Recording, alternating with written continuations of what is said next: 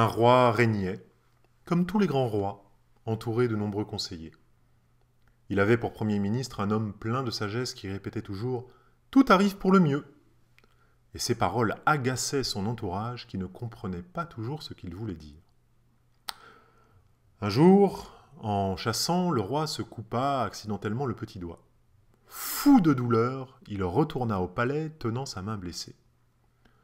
Lorsqu'il fut pansé, le Premier ministre, venu prendre des nouvelles, lui dit « Sire, ne vous désolez pas pour la perte de votre petit doigt, car tout arrive pour le mieux. » Le roi, déjà de fort mauvaise humeur, devint furieux en entendant ces paroles.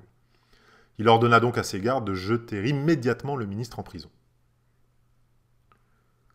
Quelques jours plus tard, le roi repartit seul chasser dans la forêt. Ayant lancé son cheval au galop derrière un grand cerf, il se retrouva en territoire ennemi. Un silence lugubre régnait dans la sombre forêt. Seul, par moments, le croassement d'un corbeau invisible déchirait l'air. Alors qu'il s'apprêtait à faire demi-tour, le roi fut capturé par des guerriers féroces. Ils décidèrent d'offrir ce prisonnier en sacrifice à leur déesse de la guerre, toujours assoiffée de sang. Mais au moment de lui couper la tête, ils remarquèrent qu'il lui manquait un petit doigt. Or, seuls les hommes en pleine santé étaient dignes d'être sacrifiés. Les guerriers rendirent donc sa liberté au roi, qui s'empressa de rentrer chez lui. Quelque temps plus tard, le roi se souvint alors des sages paroles du Premier ministre « Tout arrive pour le mieux ». Il réalisa que s'il ne s'était pas coupé le doigt, par mégarde, les guerriers lui auraient assurément tranché la tête.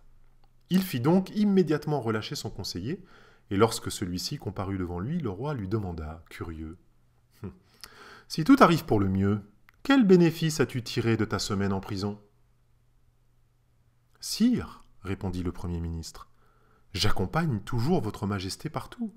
Si vous ne m'aviez pas fait enfermer, je vous aurais suivi à la chasse, et j'aurais été capturé avec vous. On vous a épargné grâce à votre blessure, mais moi, on m'aurait certainement coupé la tête à votre place. C'est pourquoi, sire, il nous faut regarder au-delà des mésaventures de la vie.